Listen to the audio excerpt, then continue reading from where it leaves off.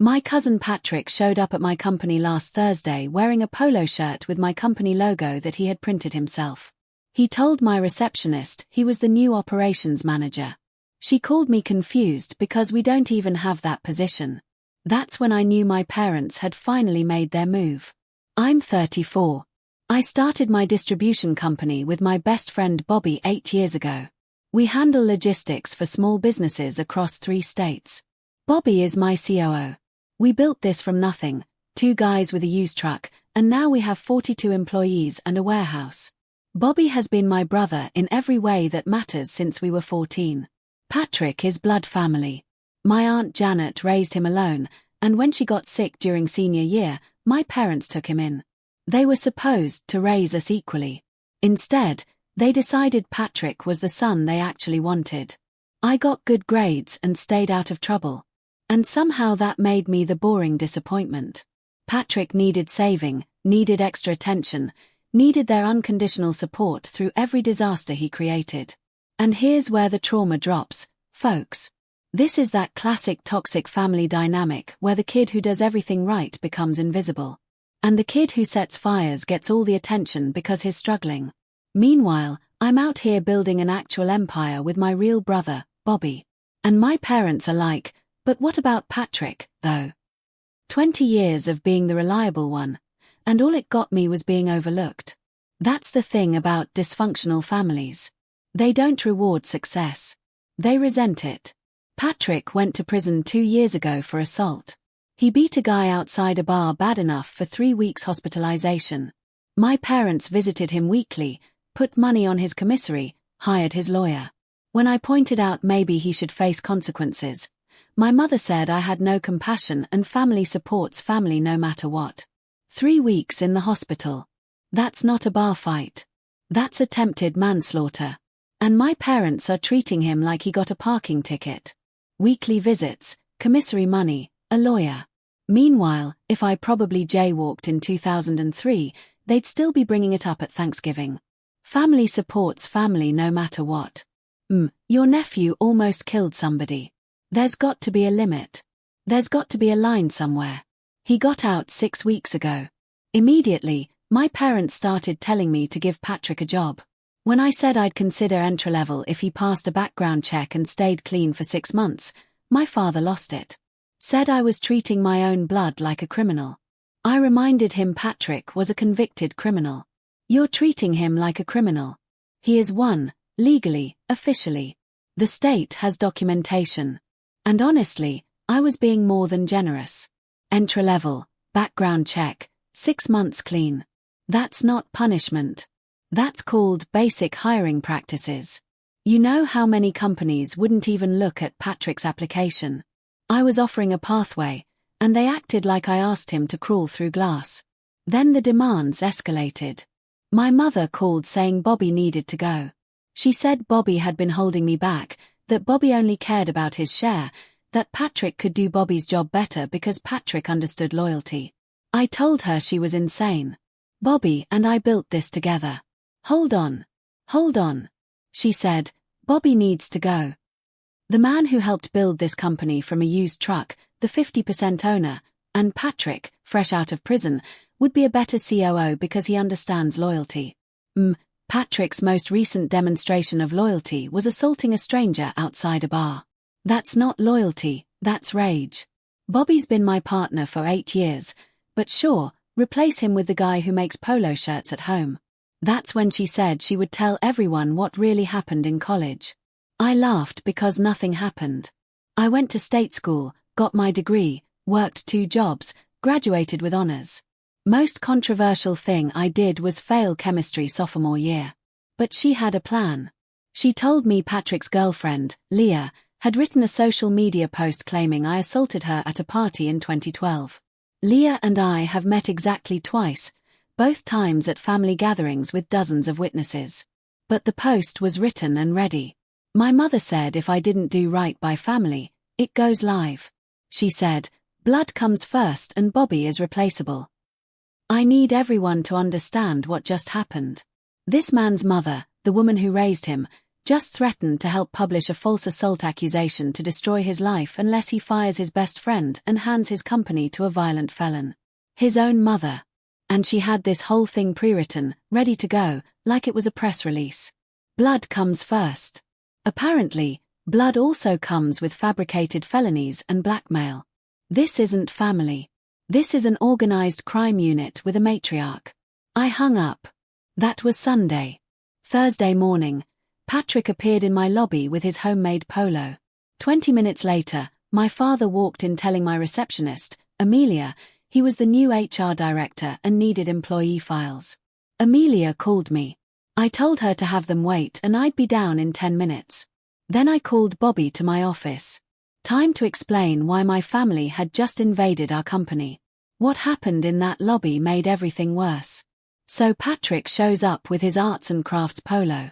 And then Dad rolls in claiming to be HR director, demanding employee files. Sir, you cannot just assign yourself positions at companies you don't own. This is an improved theater. And shout out to Amelia, the receptionist, who's just trying to do her job while this circus unfolds in her lobby. She did not sign up for this. Bobby and I walked down to the lobby together. I had already told him everything on the way down. His face went through about 6 different emotions, settling on pure disgust by the time we hit the stairs.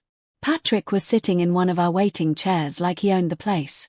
My father was standing at Amelia's desk, still insisting he needed the employee directory. Amelia looked relieved when she saw me. I told my father to step away from my receptionist's desk. He started in immediately about how this was a family business and family had every right to be involved. I reminded him that he had never invested a single dollar into this company, had never worked a day here, and that his name appeared nowhere on any document. He said that was my fault for cutting out my own parents. This is a family business. No, it's not. It's a Bobby and me business. Your name is on nothing. You invested $0. You contributed 0 hours. But somehow it's my fault for cutting them out. That's like me showing up at Apple headquarters demanding equity because my cousin's roommate once bought an iPhone. The entitlement is genuinely breathtaking. These people really walked in thinking they could just claim ownership of someone else's decade of work. Patrick stood up and walked over like we were about to shake hands and start his first day. He said he was ready to learn and that he knew Bobby would help train him during the transition. Bobby laughed out loud. Just a single loud ha that echoed off the walls. Bobby hitting them with the singular ha is sending me to another dimension. Not a chuckle, not a polite laugh, one single ha that echoed off the walls like a gunshot. That's the laugh of a man who has heard the most unhinged thing ever spoken and his body just involuntarily rejected it. Patrick really said, Bobby will train me during the transition, like Bobby was going to hand over his own job with a smile. My guy, Bobby owns this company. There is no transition. That's when Patrick's whole demeanor shifted. He got close to Bobby and said that Bobby should remember he was just an employee and employees could be replaced. Bobby is 6 years older than me and has zero patience for intimidation tactics. He told Patrick that he was a 50% owner of this company and the only person getting replaced was whoever thought they could walk in here with a fake polo and start making threats. Bobby came correct. The only person getting replaced was whoever thought they could walk in here with a fake polo and start making threats. That poetry. That is a bar. That's the kind of line you rehearse in the shower for 6 months hoping you'll get to use it. Except Bobby just freestyled it because he's that guy. And Patrick really tried to intimidate a 40-year-old business owner by calling him just an employee. Read the room, Patrick. Read any room. My father stepped in and said this was exactly what he meant. He said Bobby had poisoned me against my own family. That Bobby was the reason I never came to holidays anymore. That Bobby had turned me into someone who would abandon his own blood. I asked him if he was serious.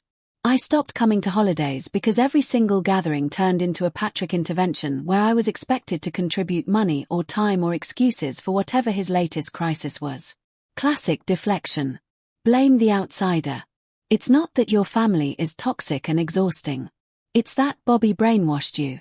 Like Bobby is some kind of cult leader instead of just a guy who respects me as an equal partner. And every holiday being a Patrick intervention is so real for families like this.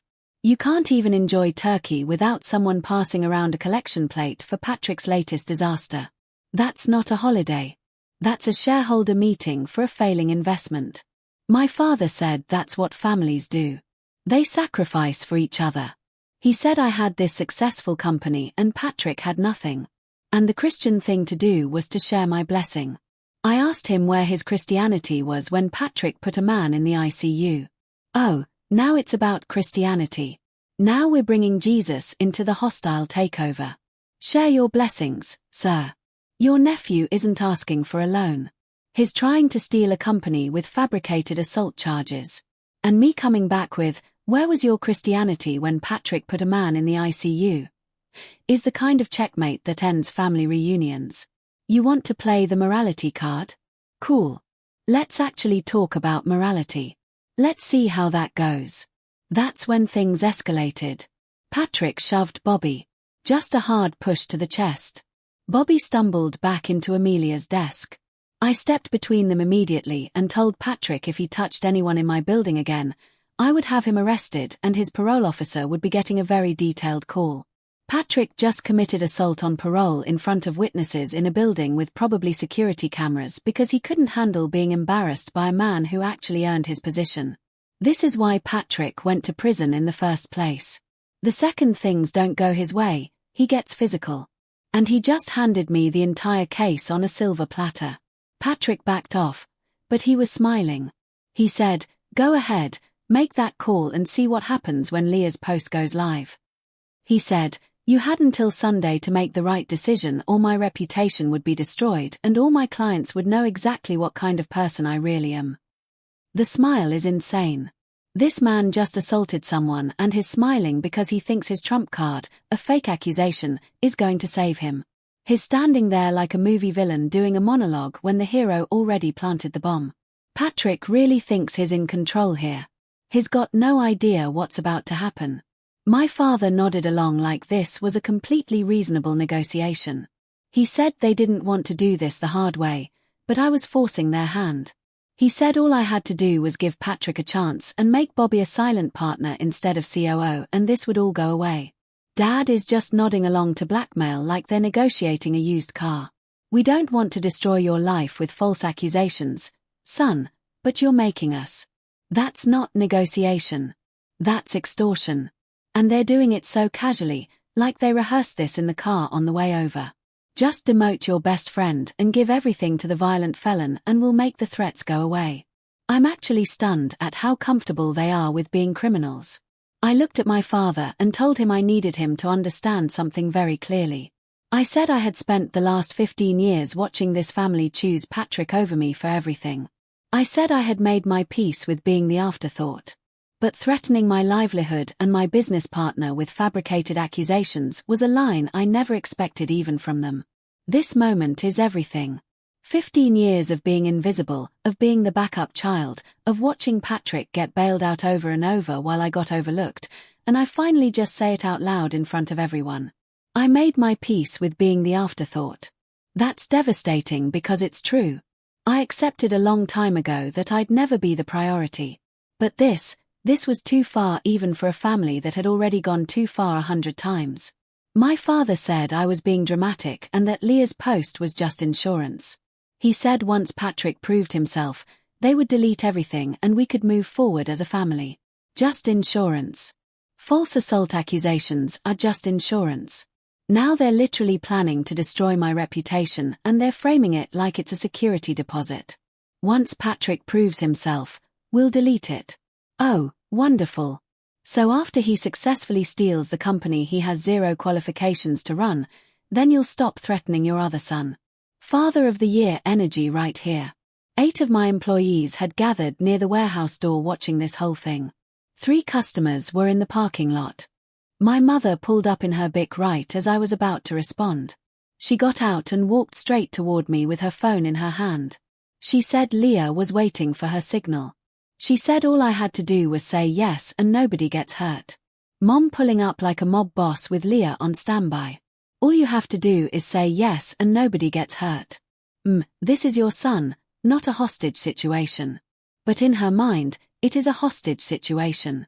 She's holding my reputation hostage for a ransom of checks notes, firing my best friend and giving my company to a felon. And she said this in front of customers and employees. This woman has lost her entire mind. I smiled, actually smiled, because this was the moment I had been waiting for. Oh, we're about to get into it now.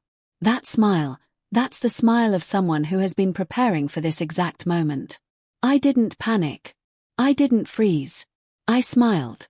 Because these people walked into a trap they didn't even know existed. Let's go. When my mother showed up with her phone ready to signal Leah, I told her to go ahead. Post it right now. I'll wait. She looked confused and asked if I understood what I was saying. I told her I understood perfectly and she should make her move. Post it. I'll wait. 4 words. 4 words that changed everything. You could hear the record scratch in Mom's brain. She came in thinking she had a weapon and I just said, shoot. I dare you. That's the energy of someone who's been carrying a counterattack in his back pocket, waiting for the perfect moment. Mom really thought I'd crumble and instead I called her bluff with a smile. Here's what my family didn't know. I've been preparing for something like this for years. Not this specific situation, but something. Patrick has been a ticking time bomb my entire adult life, and my parents have enabled every explosion. I knew eventually they would try to use him against me. I just didn't know how. This is why you don't underestimate the quiet kid who got good grades and stayed out of trouble. While Patrick was out there creating chaos, I was building contingency plans. Years of watching the family implode taught me one thing. Eventually, they're coming for you. So I prepared. This is some Batman-level strategic thinking. I didn't know what they'd do, but I knew they'd do something. So I got ready for everything. 3 years ago, I started keeping records. Every family text demanding money for Patrick. Every voicemail where my mother guilt me about missing events. Every time my father called me selfish for building a life that didn't revolve around rescuing my cousin. All saved and backed up. This man has been building a case file for 3 years. While they were leaving guilt-trip voicemails and demanding money texts, I was clicking save every single time. That's not paranoia. That's pattern recognition. When you grow up in a dysfunctional family, you learn to document because you know your words will get twisted, your memory will get questioned, and you'll need receipts. I understood the assignment. But more importantly, Amelia had been quietly recording video on her phone from the moment my father walked in demanding employee files. She got everything. Patrick threatening Bobby. Patrick shoving Bobby. My father claiming authority over my business. My mother arriving with her blackmail threat. All of it. Clear audio and video. Amelia the receptionist is the MVP. The real one. While everyone was focused on the drama, she was quietly documenting everything. That's not just good instincts. That's ride-or-die loyalty. She saw Crazy walk through the door and immediately went, "This needs to be recorded for legal purposes. Give Amelia a raise.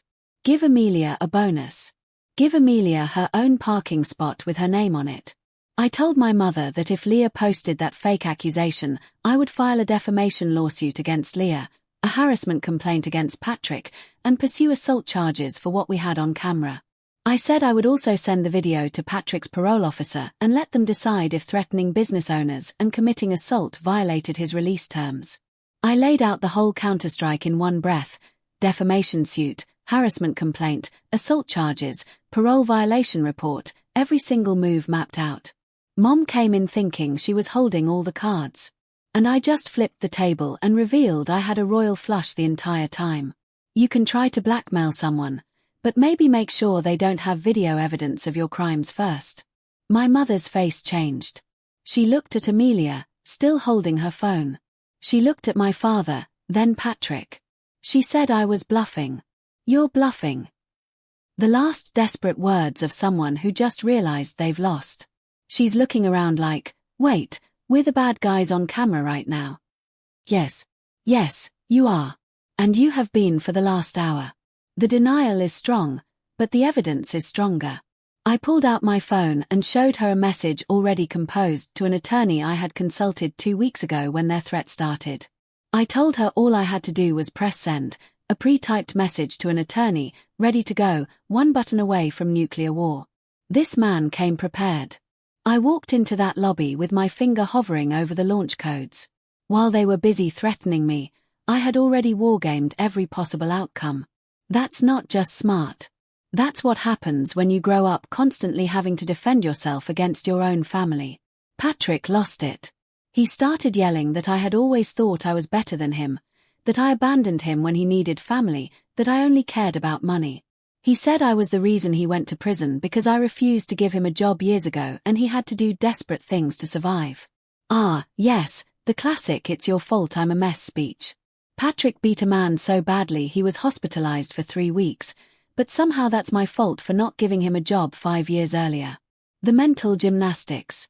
He had to do desperate things to survive. Sir, you didn't steal bread for your family. You assaulted someone. That wasn't desperation. That was rage. And blaming the one family member who actually has his life together is exactly why Patrick's life is in shambles. I told him I didn't give him a job 5 years ago because he stole from Aunt Janet's purse while she was in hospice. I said I watched him take $40 from a dying woman who sacrificed everything to raise him. And I decided right then he would never work for me. Patrick stole from his dying aunt, the woman who raised him, while she was in hospice. $40 from a woman on her deathbed. And I watched it happen and never told anyone because Janet begged me not to. He's been carrying that secret for years, protecting Patrick's image. And the moment these people tried to destroy me, I finally let it out. That's not betrayal. That's a man who ran out of reasons to protect someone who never deserved protection. My parents didn't know about that. I never told them because Aunt Janet begged me not to before she died. She said Patrick was sick and needed help, not judgment. I honored that for years. But standing in my lobby watching them try to destroy everything I built, I was done protecting Patrick's image. Janet asked me to protect Patrick's image even after Patrick stole from her on her deathbed. And I did it for years out of respect for a dying woman's wish. That's the kind of person I am. Loyal to a fault. Keeping secrets that weren't mine to keep. Protecting someone who would never protect me back. But everyone has a breaking point. And watching your parents try to blackmail you with fabricated crimes tends to hit that point pretty quick. My father asked if that was true. Patrick didn't answer. My mother tried to pivot. She said, "Maybe we approached this wrong. Maybe we could talk like adults."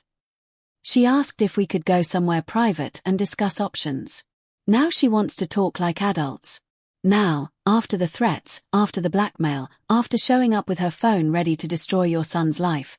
Maybe we approached this wrong is the understatement of the century. You didn't approach this wrong. You committed multiple crimes in front of witnesses and cameras. There's no private discussion that fixes this. I said no. I told them to leave or I'd call police for trespassing. I gave them until Monday to publicly confirm to anyone they'd spoken to that there was no incident in college or the lawsuit starts. They left. But Saturday, I got a text from my Aunt Janet's old neighbor, Gavin. He said my parents and Patrick had shown up asking about me, asking if he remembered anything suspicious from when I was younger. They were building a case. They weren't backing down. They're going door to door trying to dig up dirt on me, like detectives, like investigators. These people got caught red-handed with video evidence of their crimes, and instead of backing down, they're out here canvassing the neighborhood looking for anything they can use. That's not desperation. That's delusion. They really think if they find some random accusation from 20 years ago, it'll undo the footage of them committing blackmail and assault last week. 10 days. That's how long it took for my entire family to fall apart. Tuesday, I sent Amelia's video to Patrick's parole officer with a statement about the assault on Bobby. Wednesday, officers showed up at my parents' house. Patrick wasn't arrested, but his parole officer put him on mandatory twice-weekly check-ins. I stopped playing defense and went full offense. Video sent, parole officer notified, officers at the house.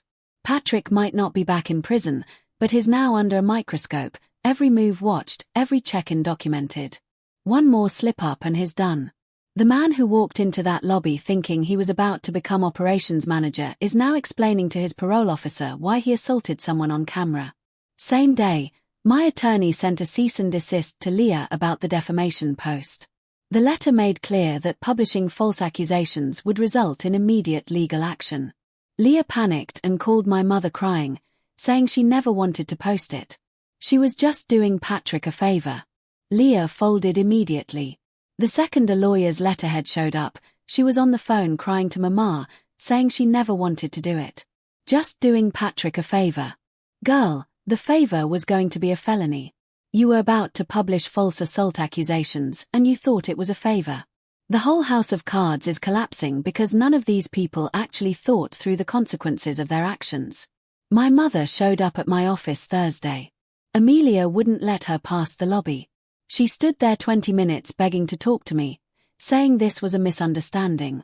They just wanted to help Patrick. I was destroying the family over nothing. Amelia recorded that, too. Amelia said, "Not today." Held that line for 20 minutes while Mom stood there begging, and recorded it again. Amelia is out here building a documentary at this point. A whole film series. Mom's calling it a misunderstanding. You showed up with your phone ready to signal a false accusation post. That's not a misunderstanding. That's conspiracy. And you're on camera again. How do you people keep forgetting about cameras? Friday, I sent the video to every extended family member I had contact for. Aunts, uncles, cousins I hadn't spoken to in years. Simple message explaining my parents attempted to extort me into firing my business partner using fabricated assault accusations as leverage. By Saturday, my parents' phones were exploding. Family members demanded explanations. My uncle called my dad a disgrace. My mother's sister said she always knew they coddled Patrick, but never imagined they would stoop to blackmail. Sunday morning, all three showed up at my house. My mother crying. My father shouting before I opened the door. Patrick looking like he wanted to kill me. My father screamed I had humiliated them.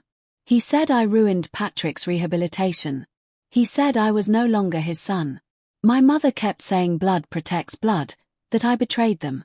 They only did this because they loved Patrick. They showed up at my house after everything. Still screaming, still crying, still playing victim. You humiliated us. No. You humiliated yourselves on camera. You ruined Patrick's rehabilitation. Patrick ruined his own rehabilitation when he assaulted someone on parole. You're no longer my son. Honestly, that might be the best thing Dad ever gave me. Freedom from this circus. I stood in my doorway and said the truth. For 34 years, I watched them choose Patrick over me. I worked harder, stayed clean, built something real, and none of it mattered because Patrick needed saving and I didn't. They didn't try to help Patrick get a job. They tried to take what I built and hand it to him. 34 years summed up in that door. Everything I never said, everything I swallowed. Every time I watched Patrick get the attention, the support, the love, while I got overlooked for being too stable, too successful, too self-sufficient. Patrick needed saving and I didn't. That's the whole tragedy right there. I never needed rescuing, so they never saw me at all. My mother said that wasn't true. She said they loved us equally.